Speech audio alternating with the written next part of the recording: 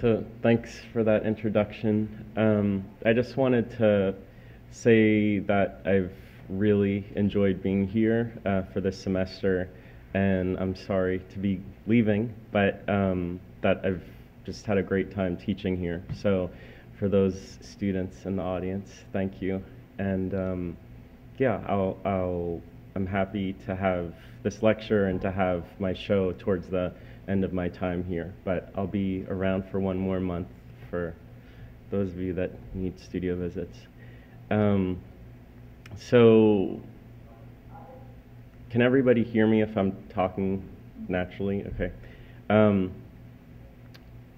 A big part of my time here has been thinking about and teaching about and reading about ideas of kind of the amorphous nature of what an archive is and what an archive entails and what an archive can be. And it's been really interesting to have ongoing conversations with various students and to hear different opinions and perspectives on what this kind of myriad form can be and what it can entail. And it's an idea and kind of trajectory of thought that's interested me before being here, but it's been a real pleasure to kind of further analyze and think about these ideas in my time here. So the show that I'll have at Altman Siegel that opens tomorrow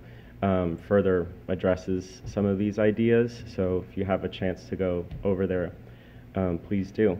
So the lecture that I'm going to give tonight is focusing kind of parallel to my interest in the archive with the significance and impact of publications and thinking about the space of a publication and the potential and possibility of a publication in a non-traditional form, and the way that a publication can kind of translate to the site of exhibition or kind of enhance or inform the way in which I think about my own art making and has informed collaborative and collective work. So the first project that I'm going to start off with is called North Drive Press, and it's a project that I started with Lizzie Lee in 2003, and I started it during the first semester of my second year of grad school, and I was really kind of energized and excited to be back in school, and wanted to develop a project that was generated out of the intimacy that grad school had and the kind of discourse that school facilitated. So Lizzie is an old friend from childhood, and we decided to make a magazine-like project that the way that we discussed it was a group show in print. So what you're looking at is the second launch of NDP number 2. We had a launch at Passerby, which is a now defunct space in New York. But the project started out, just to give you a brief overview, started out as a set of artist-to-artist interviews, texts, and a small selection of multiples that were all included within a brown vinyl sleeve. And edition of 500, about 30 or so contributors, and there was lots of straight reproductions, so images that artists contributed of pre-existing artwork on posters. And after completing this first issue, I realized that the thing that I was most interested in was the space of helping produce artist multiples for younger, emerging, and kind of lesser known or exhibiting artists, and then also the space that the interviews and panel discussions and the artist-to-artist interviews, that space seemed to kind of be really rich and worth revisiting. So for the second issue, I started working with Susan Barber, and this is Sue here, and her brother Tim will be here next week. So Sue came up with the idea of a box as a structure that would be a great container for these multiples, as well as for the interviews and transcriptions of panel discussions and what have you. So we worked to figure out a way that we would be able to sustain such a project, but that it would also be something that would be desirable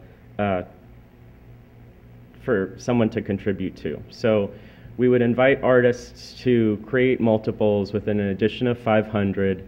They were given a budget of between $500 and $750. And then for anyone who contributed an interview or writing, we would transcribe, edit, copy edit, and cover the cost of printing. And the project, was never intended to go beyond one issue, but from the second issue, we realized that we kind of had something that we wanted to keep working on. So it's important to me to kind of touch on all the particular details. So the first 3 issues were an edition of 500. The 4th issue is an edition of 1,000, and the first issue and second issue were self-distributed, and for the 3rd and 4th issue, we began working with a domestic art distributor called DAP. And the first issue was self-funded. Lizzie and I put in a certain amount of money out of pocket, and then we went to friends, people that we knew who had stores or businesses, and asked them to make donations from $100 to $1,000.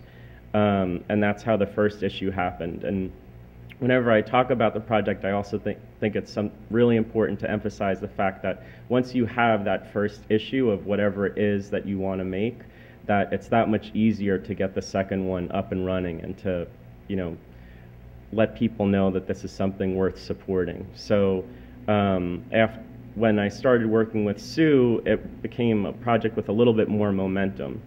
And then for the 3rd issue, Sue and I began working with Sarah Greenberger Rafferty, and Sarah, Sue, and I worked on the 3rd and 4th issues. So the project filled what I felt was a void of a kind of space for not only a space of production, so of producing and facilitating and overseeing these multiples, but also a space for younger artists, and as I said, also older artists that weren't necessarily exhibiting as much as we felt as a kind of editorial group we thought that they should be. So we created this space that did not have an editorial parameter. So for every issue, and at this point there's been 4, there's no overarching thematic or guiding principle to the contributions, whether in multiple form or in written form. So what it made for is this kind of interesting project where, as the reader, you're invited to kind of create a theme of your own, the way in which you put the interviews together, or the way in which the interviews and multiples riff on one another, that every time you open this box, that it starts from the beginning, that you can kind of put the pieces together as you go through it. And the energy of the project, and also the possibility of what a publication could be, that it's all of these items in a box. It's not, there's no binding, there's no consecutive order of page 1 to the end. So for those of you that are familiar with it, sorry for the over description, but just to walk those of you through that don't. So I started to think about this idea of what a publication could be and how it functions as not only a growing archive, but also as something that's inherently distributable. And that to me was also a very kind of compelling thing of thinking about possibilities of publishing and the way in which information could be inserted into a form that's intended to leave a particular location. So you don't need to, you're not anchored in an exhibition site, you're not anchored in a particular venue. This is something that kind of opens up and evolves wherever you're going through it. So these are some shots of launches, subsequent launches of North Drive Press.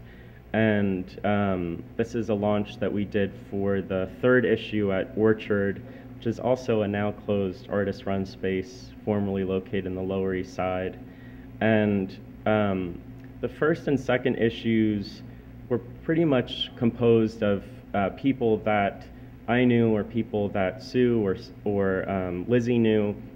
And from the 3rd and 4th issue, the base of contributors started to get further and further out of our reach, and people began to make proposals for projects that they wanted to make happen in multiple form. And the variety of things that were contributed over time really, I don't know, they kind of endlessly became interesting to us. So you can see here, these are little SpongeBob cubes that an artist named Larry Mantello contributed. He had us insert 3 of these little spongy cubes into each box. So everyone was informed with the depth of the boxes.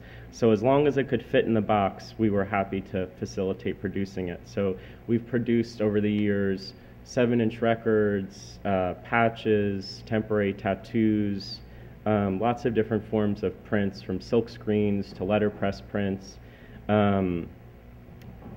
all different types of hand-assembled items. So it's been a very inspiring and informative project for me in terms of not only a particular collective energy of how all the contributors come together to define each issue, but also the life that it has outside of our editorial hands, and also the confidence of allowing the artist to kind of define the direction in which each particular issue will take. We've never been disappointed of what the result is of that it's always surprising to us how things synthesize and kind of piggyback on one another. So this is another image at Orchard. So in working on North Drive Press, this past year there wasn't an issue, and this upcoming fall-winter will be the 5th and final issue. And as I said, it never intended to be more than a 1-issue project, but 5 seemed like a really good number to end on. And also, since it was something, that has never been a part of, we've never become a nonprofit, we've never kind of formalized our partnership or the project itself in any way. So 5 seemed like a good time to stop, because it started to feel like something that became a part of the year as a job. So look out for the final issue. But in working on this project, as I had started to say, this idea of what a publication can be and how crucial it can be to kind of extending the life of an exhibition, or informing it, or making what in most cases is a particularly short duration of time, extending it so that the project has this life that can be revisited throughout, whether it's a booklet or a hardcover book or project in a box. So from fall of 2005 to spring of 2006, I worked on a project called Etc. And it was, I was invited by a commercial art dealer in New York named Andrew Krebs to organize, to do programming while he had a temporary 6-month space in New York. And I was interested in the fact of doing a show at a space that had this very specific window of time that it was going to be up and running. So Etc. was composed of 2 group exhibitions that I organized, a series of events ranging from a panel discussion, lectures, screenings, and a variety of different events that occurred almost on a weekly basis. And since lots of things were temporary, the space of the document that recorded this project became really interesting and really important to me as a way to record an evening's activity that a lot of time and effort was put into, or in this case, what you're seeing is installation shots from a group show that was called Talk to the Land. And I wanted the booklet to mirror the project. So there was the overview in this first white booklet of installation shots. Then there was a text booklet that had full transcriptions of lectures and panel discussions. And then the third and final booklet was called Herd Instinct 360 Degrees, and it documented specifically a 3-afternoon event that was conducted by an artist named Fia Backstrom. And I invited Fia to conduct whatever she wanted. I knew whatever she did was going to be interesting, and she did these 3 thematic afternoons, and the Herd Instinct booklet was a means to revisit these one-afternoon events. So, and it also extended the life of the project for her as well. So then Tammy Ray mentioned the fact that I'm a part of what's a project on hiatus called Public Holiday Projects, and I started that at the very end of grad school with someone named Rachel Foulon and Laura Klieger. And Rachel is a Brooklyn-based artist, and Laura is a LA-based artist. And we started this project in a very similar vein to the function that North Drive Press served for me, of having, figuring out a way to extend the intimacy and rigor and conversations that being in grad school, what that generated and facilitated, but figuring out a way to translate that and to kind of continuously be a supporter and invested and involved with one another's work, and not only for our immediate peer group, but the artists and friends that stretched out from the 3 of our lives. So for North Drive Press, it was focused on this idea, or is focused on this idea, of the building archive of the interviews, multiples, and things. For Public Holiday Projects, the focus was on the exhibition site. So to figure out ways that none of us had any kind of curatorial interest, but to figure out ways that we could put together exhibitions so that the artists and the kind of content of the work would somehow generate the exhibition, so that almost by the studio visits that we did and conversations that we had, that's what led to the show, rather than having a particular theme or idea that was the starting point, and then we held these different visits with people.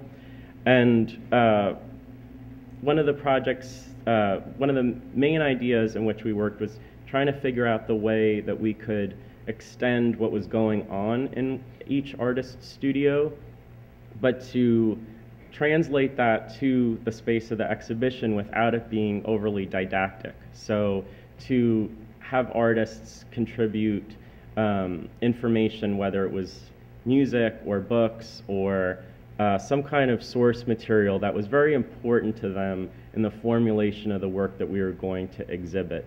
So the largest project that we did was called Bunch Alliance and Dissolve, and it was at the Contemporary Arts Center in Cincinnati.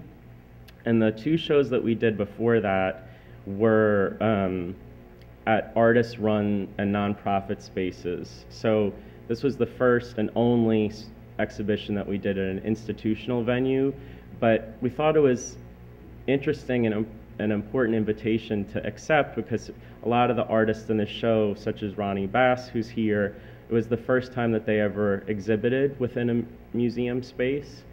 And so this idea of how could we have these parallel sites of the work that's exhibited, but also this kind of source information and ephemera or ideas, and how could these things get synthesized together so that a little bit more of the artist was present and a little bit less of a kind of curatorial hovering was going on within the space.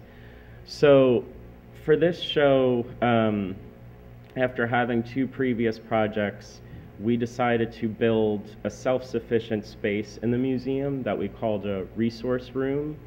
And the resource room was a space where one could go and listen to music that artists contributed, or scan books, or download, burn DVDs, or what have you. And we decided to create this kind of library-like space that people could access to learn more information about the artists in view in what was 2 floors of the museum. And then the third site, in addition to the exhibition, the resource room, was the book. And we talked about the book as being its own space, that it was part of this larger project, but that the book itself was a site to be addressed on its own. So we gave black and white pages to each artist to contribute a series of images or write a story or whatever they decided. They could use the book however they wanted. So this is an example of what Ronnie gave. Then there was a color section of the book, which was color reproductions of work that were possibly the exact same pieces that were going to be in the show or from a similar series, similar body of work. So we were working with 27 artists, and in order to facilitate more of a conversation between this larger group, we broke the large group into these smaller conversations, and we tried to figure out a system that didn't have any kind of hierarchical property or have some sub-theme to it. So we just created a color system in which people were grouped in particular spaces of the Contemporary Arts Center, and then they were grouped accordingly within the publication. So this is just an overview of the book. And for me, it seemed like this amazing opportunity to think about the book itself being its own exhibition, and like with North Drive Press, this idea of this thing being its own site, and how can that space be best kind of best used or best synthesized with other ideas that are hovering around the project. So it was an opportunity to really think about, I don't know, there's a little bit more of a formal, or familiar, I should say, relationship to working in this vein than with North Drive Press, but they very much informed one another. So, and then at the rear of the book, we asked each artist to give us a photograph of the space in which they work. So whether that was at a desk, such as Morgan Fisher, or their actual studio or the front of their studio, but something that was a placeholder for the site of production. So to try to personalize what could sometimes feel like a very expected section or expected template for such a project. And then in 2007, I had my first solo show in New York at a gallery called D'Amelio Terrace, and at that point, I had spent 4 years of actively thinking about the space of publishing and the potential of these different forms of publications and books, and the kind of, not only the usage of them, but the possibilities of them. And it became important to me to start making something that was available for free to a viewer, so that in addition to something that I neglected to say about North Drive Press is that it was very important to us to always keep that project priced very affordably, so that artists such as ourselves were able to afford the project, and that it didn't move into the space of a kind of rarefied art monograph or something that moved to a different collector base, that it was intended for younger artists and artists of our age. So in thinking about this idea of this exchangeability and kind of an access, I guess, of information, it was important to me to start making something that I could integrate within my own exhibitions. So for the show Any Day Now, I made this little offset staple-bound booklet, and unfortunately I don't have any actual booklets with me to share with you guys. I was installing this afternoon, but at Altman Siegel, if you go by, there will be a selection of stuff you can page through and check out, and there will also be free items. There will be a booklet And Claudia was kind enough to bring posters that are by the doors if you'd like to take them. So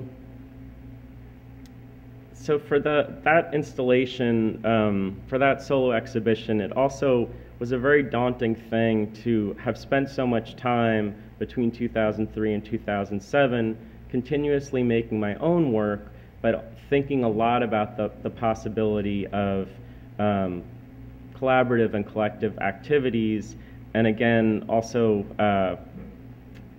the space and possibility of a book and project. So for the show in 2007, it was up for such a short period of time that Any Day Now booklet also was, like, in some ways a way to extend the 30-day period. But for this show, which was a show that I had in Los Angeles last fall, which was called Now's the Time, I started to think about the physical space as a book itself. And this show was made at the same time that I was working on a book with printed matter called America, America. So in the process of generating the work that was in the exhibition, I was also doing a lot of research, interviews, spending a lot of time revisiting the year 1986, and not such a fun time to revisit. So some of you, I think, were born then. But anyway, I was invited to have a solo show in September of 2008, and I realized that it was impossible to make an exhibition on the opposite side of the country during an election year without addressing the space between New York and California, and also thinking about the idea of how disconnected I felt with the rest of the country at that time, and also how little I had visited a lot of the other parts of the country. So I was thinking about what is some kind of connecting thread that I could investigate and think about in formulating an idea for this project. So I remembered this event called Hands Across America, which maybe some of you have heard about. And Hands Across America was an event that took place in May of 1986, and it started in Battery Park, New York, and ended in Long Beach, California. And it was a fundraising event for America's homeless population, and people, literally 7 million plus people, joined hands between New York and California. There was lots of spaces of gaps, but it was this, highly publicized event. And so I thought how it was a very interesting notion of a project being able to exist at that particular time, considering that it was the tail end of 2 terms of Ronald Reagan's administration, and also just how impossible and kind of what an absurd idea it seemed to propose such a activity in 2008. So I did a road trip with 2 assistants, a former student and her boyfriend, and we drove from New York to New Mexico, and we followed a route that was similar and kind of overlapped in some ways with the route that was originally followed by Hands Across America. And we prearranged meetings with mayors between these 2 points, and we made casts of their hands, and then they're cast in hydrocal and then painted in acrylic. So they're very, very, very eerie. And this is part of the work that's up at the new museum right now. So I did this road trip and realized that I actually wasn't specifically or explicitly interested in Hands Across America, nor was I interested in remaking such a project, but I was more interested in revisiting the particular time period of 1986. And so in doing this research on the time and generating this book, I realized that I wanted the installation to have a similar feel of these different experiences and kind of figure out a way to translate all of my notes and interviews and information, but be able to translate them not only from the site of the printed matter book, but to the site of the gallery installation. And I had already been working for several years at this point with sheetrock, drywall, and really loved this idea of the leaning sheetrock having a similar property or casualness of a book page or a note card or some kind of notated material that could spread throughout the gallery. And so I created work, not only the casts, but these different portraits of figures that were significant of that particular time. So Meryl Streep being the most famous. I found this Life magazine that documented the 80s year by year, and each year there would be a different list of important events that happened in 81, 82, so on. And the only constant throughout this whole timeline was Meryl Streep. So it just took note of the fact that every year in the 80s, Meryl Streep was in a different movie. And not only was she in a different movie, but that she, what socioeconomic group she was from, what accent she had. It was very detailed in terms of this kind of personality that was almost like the every woman, excluding a woman of color, of course, but that she could be every kind of permutation of woman in this time period. So I wanted to create this work that had this marquee-like quality and glitz and glamour of a Hollywood icon, but then there were also other references to that time period. So Real Life was a publication put out by Thomas Lawson and Susan Morgan from, I believe it's 78 or 79 to the early 90s. And so I mimicked the logo for Real Life, which was this really significant artist-run publication that featured the writings of Andrea Fraser, Mark Dion, and lots of institutional critique as they're framed artists when they were very young. So writings of theirs, Greg Bordowitz when they were fresh out of undergrad, and Thomas Lawson was a teacher for some of people that then went on to be contributors. But early reproductions of Sherry Levine's work and the Pictures generation of artists, very significant and amazingly long-standing arts journal that is really, in terms of an archival document, I believe it was 2 years ago, primary information published overview of their however many years of publishing. So there were particular nods to the time period of things that were significant to me, So in addition to that, there is also a reference to Barbara Kruger, who worked with some of the artists that I interviewed for my book, but also seemed to be a perfect iconic artist of that time period. So using the format and visual trope that she works with, but redeploying it to present her own name. And then there is also,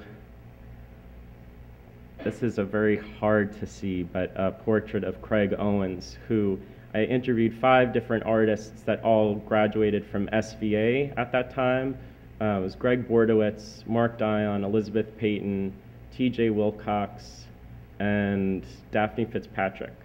And they all told these amazing stories about their relationship with Craig Owens as an educator and thinker and just inspiring person. And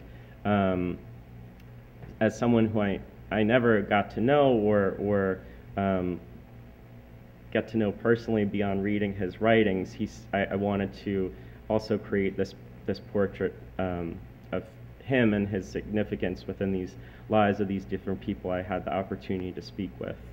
So anyway, the format of the exhibition and kind of allowing this ongoing interest and excitement and enthusiasm and fascination with the space of what a book can be and how kind of democracy is always a tricky word to use, but the inherent exchangeability of it, and to explode that into the space of installation and explode that into the site of such a show was really exciting for me, and really seemed to highlight the temporary nature of the exhibition, so that one of the things that drew me to making these booklets or thinking about publishing was to extend that life. But this installation structure seemed to highlight the fact that the information and material that's presented is only there temporarily, that it can easily be reassembled, picked up, and reinstalled at a future site, and that being less concerned with the fixity or a kind of perfect installation for this very limited duration of time seemed to open up the possibility of not only the works that I presented, but their relationship with one another.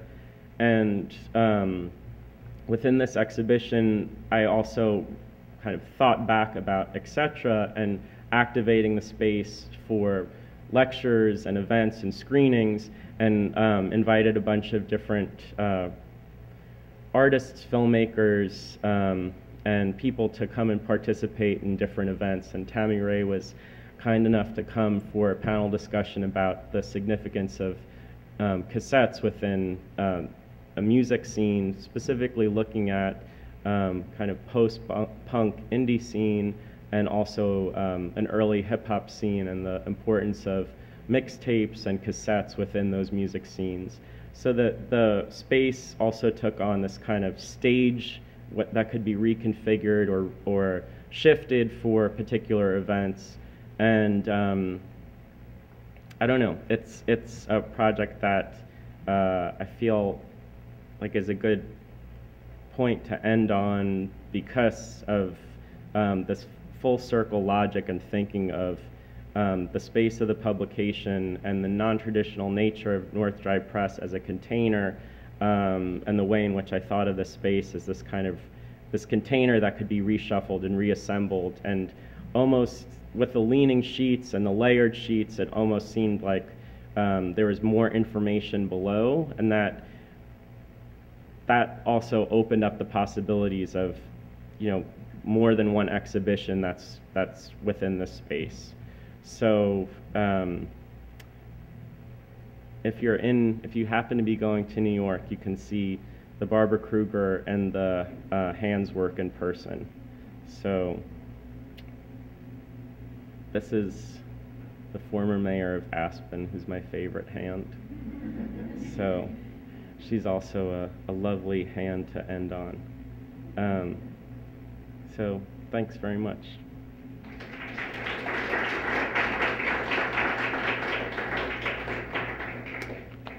So that was a lot of talking. And since I've been installing all day, I feel like I probably left out a lot of information, and in other cases probably gave too much information.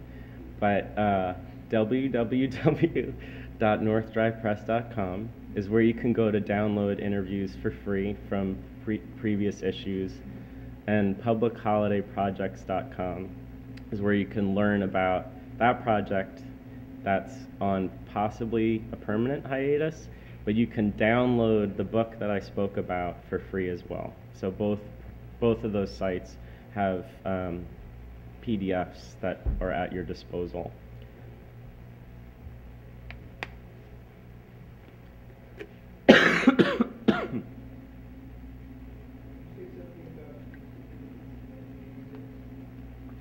Can I say what?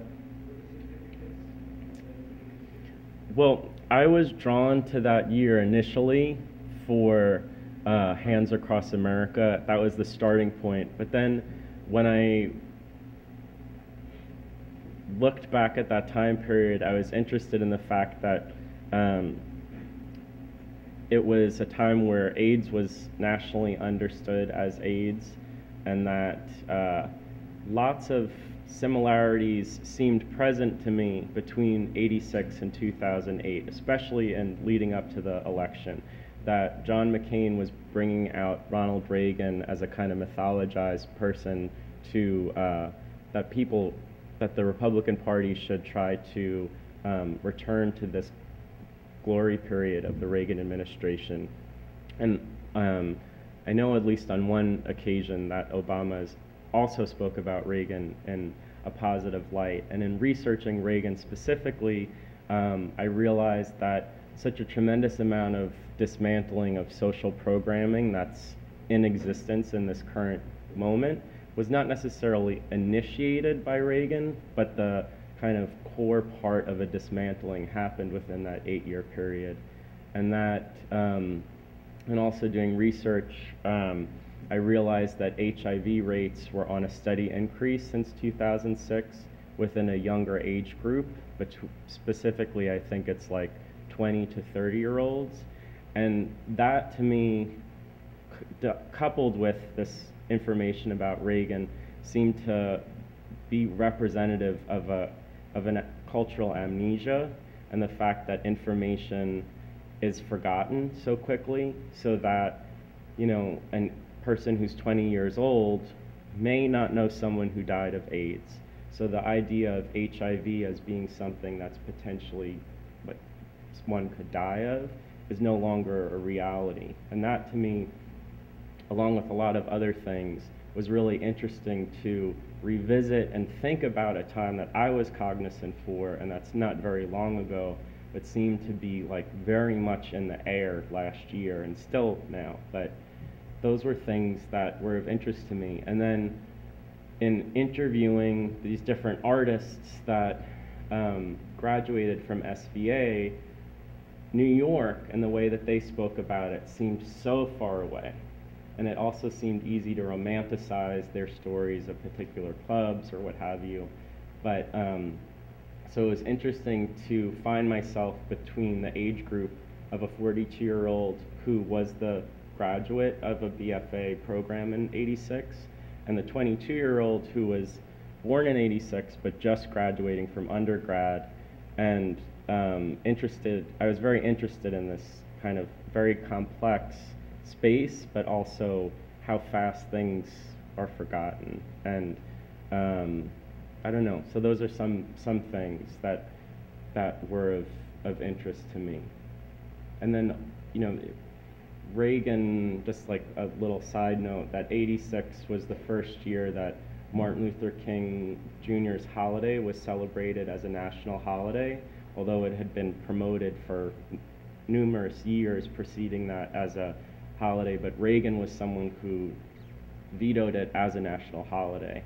And then within the election leading up to Obama's win, there was various conversations in regards to, but Hillary Clinton most significantly talked about, well, you couldn't have civil rights without Johnson, and there is a revisiting of Martin Luther King's past within this cultural moment of an African American president becoming elected. So there's a lot of different things, but yeah, it seemed like a particularly interesting year to focus on, with a rather insignificant reference point of Hands Across America, which I wasn't actually very interested in, but it was a good starting point to revisit that time.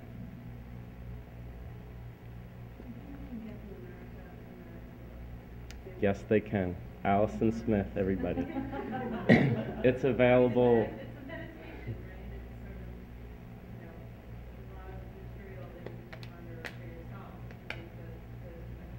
Yeah, I tried to have it be designed so that the logic of the book there isn't necessarily a progression or like a thesis, but that the only progression is leading towards a series of portraits of people that were born in '86 as this kind of portrait of potential of what's to come. So, but you can get it through printed matter. It's at Claudia's Gallery, and it's at the New Museum Bookstore. Yes. Yeah, I was just wondering if you could talk a little bit about the materiality of your work, and I'm not sure that people would be able to sense that. Maybe if you could talk about the way that you make drywall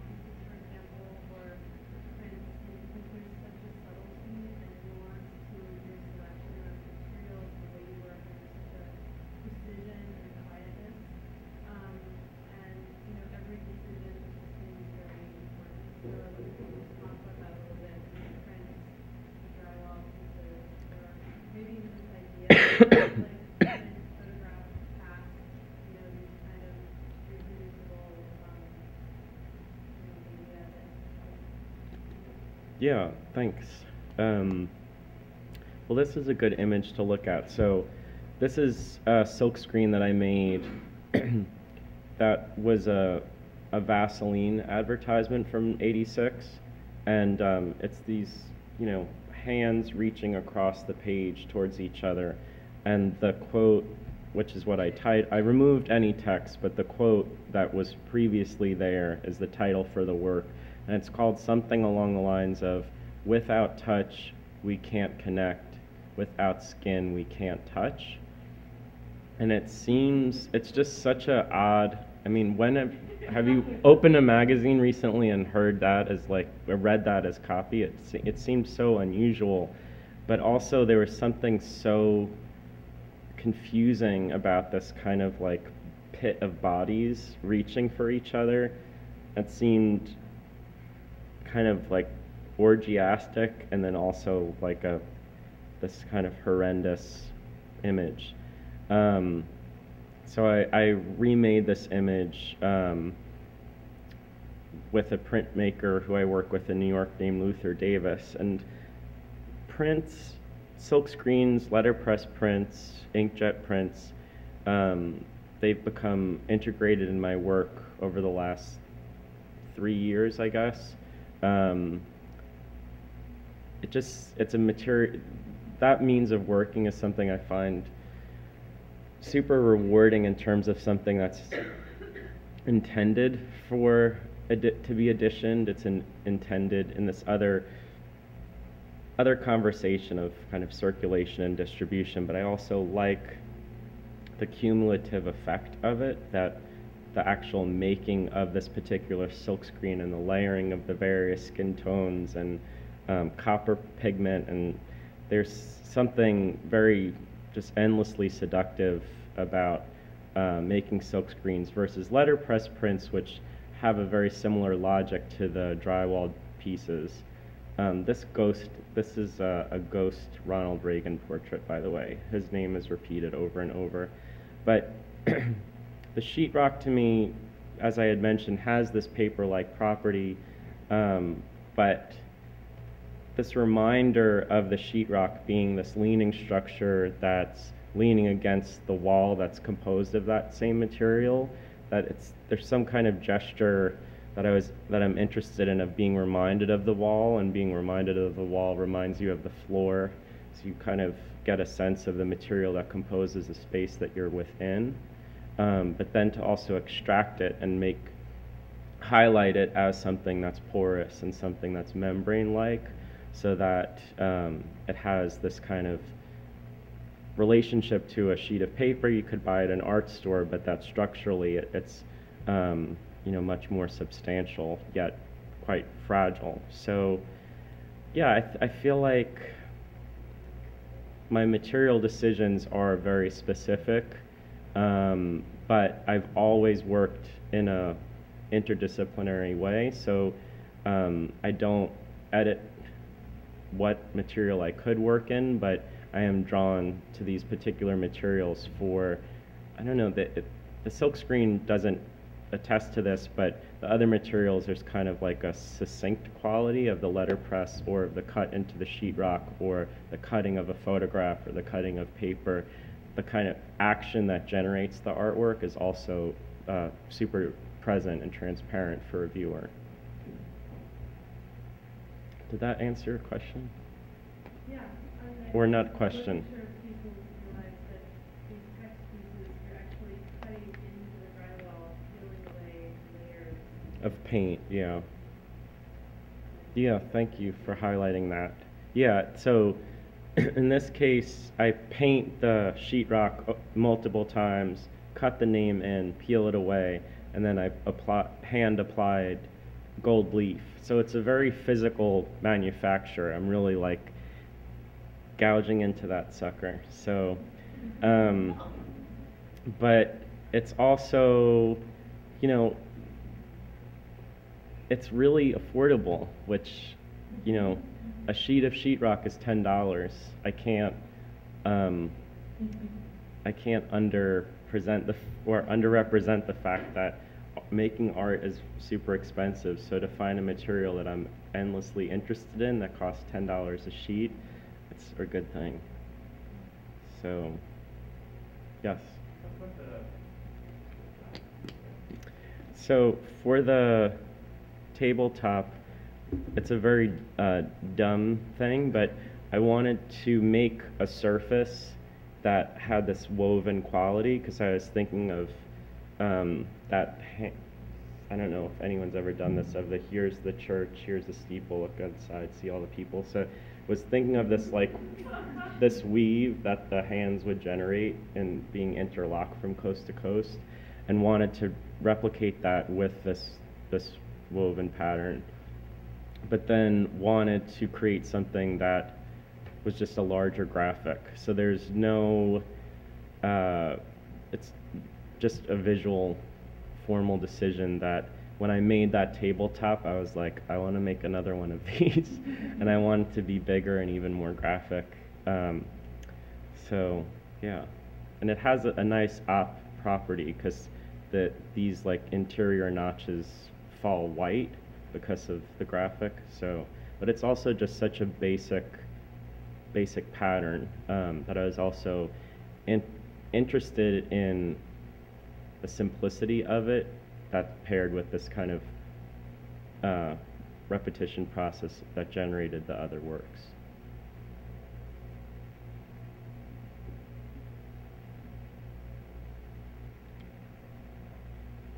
Any other questions?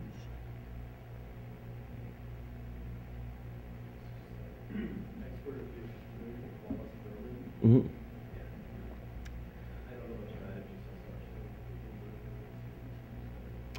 Where did you see it? Oh, okay. Yeah. Thank you.